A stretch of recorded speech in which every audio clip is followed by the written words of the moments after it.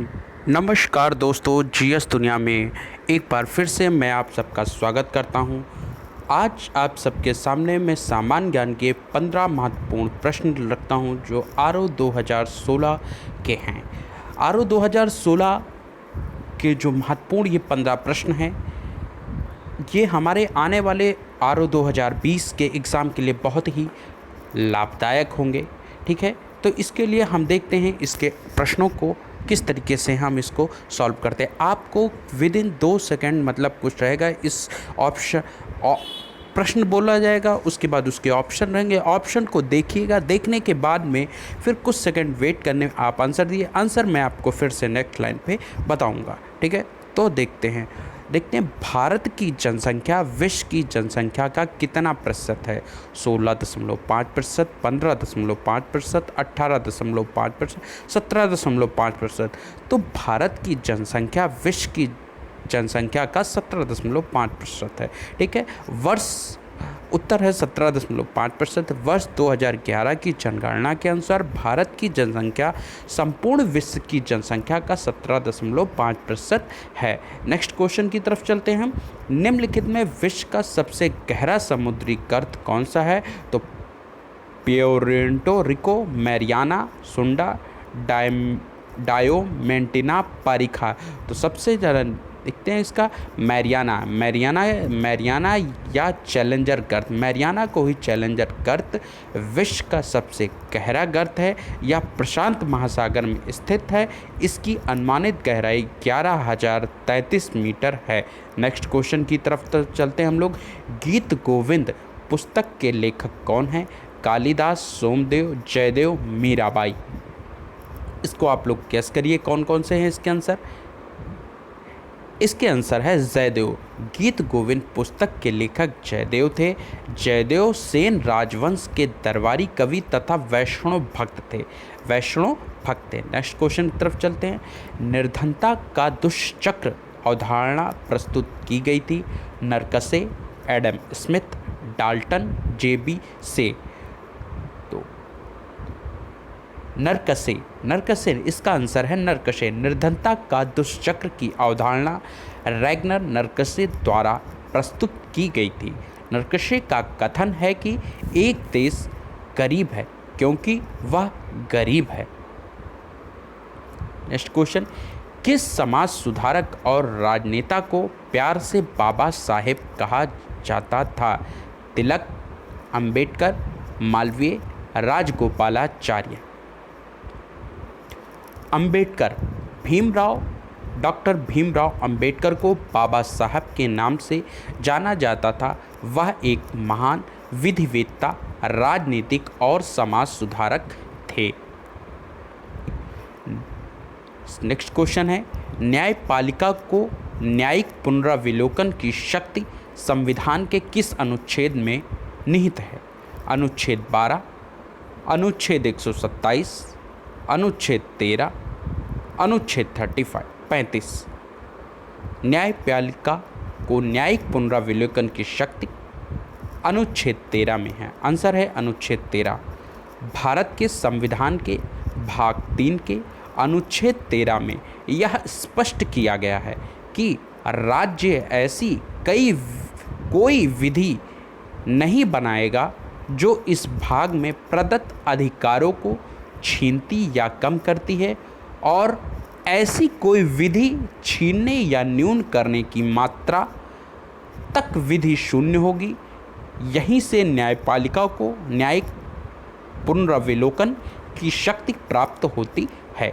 तो न्यायिक पुनरावलोकन की जो शक्ति प्राप्त होती है वो हम लोग को कहाँ से होती है।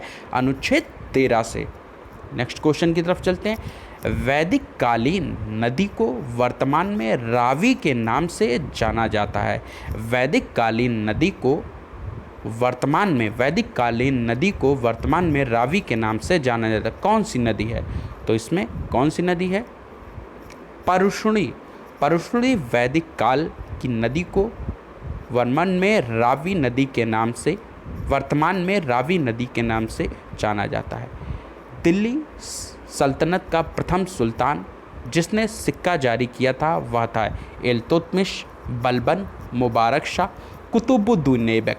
तो इसका आंसर है इल्तुतमिश। इल्तुतमिश ने दिल्ली सल्तनत की राजधानी के रूप में स्थापित किया था।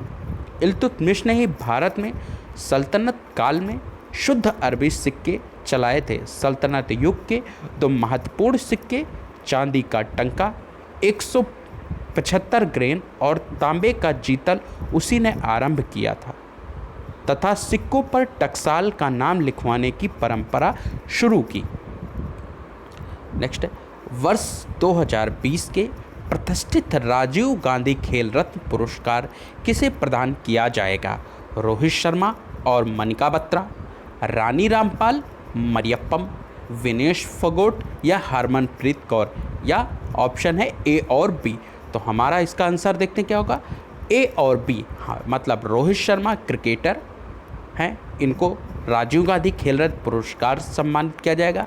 मनिका बत्रा टेबल टेनिस, रानी रामपाल महिला हॉकी टीम की ये कैप्टन है, मरियप्पम पैरा एथलीट है, विनेश फोगाट ये रेसलिंग में 5 लोगों को राजीव गांधी खेल रत्न पुरस्कार 2020 में प्रदान किया जाएगा। वह इतिहासकार जिसने 1857 के विद्रोह को प्रथम स्वतंत्रता संग्राम कहा था? Sir John Lawrence, V D. Savarkar, S N. Sen, T R. Holmes. V D. Savarkar, इसका आंसर है वी.डी. सावरकर। वी.डी. सावरकर ने अपनी पुस्तक the Indian war of independence 1857 में 1857 के विद्रोह को सुनियोजित स्वतंत्रता संग्राम की संज्ञा दी। उन्होंने इसे प्रथम स्वतंत्रता संघर्ष कहा था। नेक्स्ट क्वेश्चन देखते हैं। मानव की पसलियाँ किसके साथ जुड़ी होती हैं? Clavicle, sternum, ilium, scapula.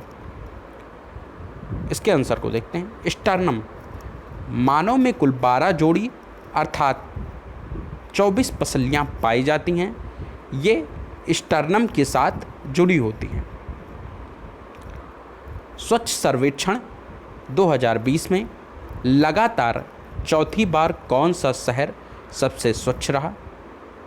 Indore, सूरत, नवी मुंबई, झारखंड। तो इंदौर, इसका आंसर है इंदौर। सर्व सर्वेक्षण 2020 में लगातार चौथी बार मध्य प्रदेश के इंदौर शहर को प्रथम स्थान प्राप्त हुआ। दूसरे पर गुजरात का सूरत, तीसरे पर महाराष्ट्र का नवी मुंबई है। नेशनल वोटर्स डे किस दिन मनाया जाता है? 12 अगस्त, 21 अगस्त, 12 जनवरी, 25 जनवरी। इसका आंसर देखते हैं। 25 जनवरी को नेशनल वोटर्स डे मनाया जाता है। 12 अगस्त विश्व युवा दिवस है, विश्व हाथी दिवस है। 21 अगस्त को विश्व सीनियर सिटीजन दिवस है। 12 जनवरी को राष्ट्रीय युवा दिवस, 25 जनवरी को राष्ट्रीय मतदाता दिवस या राष्ट्रीय टूरिज्म दिवस मनाया जाता है। नेक्स्ट क्वेश्चन देखते हैं। निम्नलिखित में किस राज्य ने अपनी 3 राजधानी वाली योजना को मंजूरी दे दी? झारखंड, छत्तीसगढ़, आंध्र प्रदेश, गुजरात। इसका आंसर देखते हैं। आंध्र प्रदेश। आंध्र प्रदेश ने अपने राज्य में 3 राजधानी वाली योजना को मंजूरी दे दी। पहली इनकी अमरावती होगी जो लेजिस्लेटिव कैपिटल होगी। विशाखापट्टनम एडमिनिस्ट्रेटिव कैपिटल होगी। तीसरी कुर्नूल जो जुडिशियल कैपिटल होगी। आंध्र प्रदेश के मुख्यमंत्री का नाम वाई.एस.आर. रेड्डी हैं। ईरान के नए चीफ इन कमांडर कौन हैं? कासिम सुलेमानी, इस्माइल कानी, हसन रूहानी या इनमें से कोई नहीं? ईरान के इस्माइल कानी, इसका आंसर है इस्माइल कानी। ईरान के नए चीफ इन कमांडर इस्माइल कानी बने। कासिम सुलेमानी ईरान के चीफ इन कमांडर थे जो अमेरिका के हवाई हमले में मारे गए थे। उसी के बाद इस्माइल कानी को नया चीफ इन कमांडर बनाया गया। हसन रूहानी ईरान के राष्ट्रपति हैं। ईरान की राजधानी तेहरान है। इसी के साथ हमारा ये वीडियो समाप्त होता है।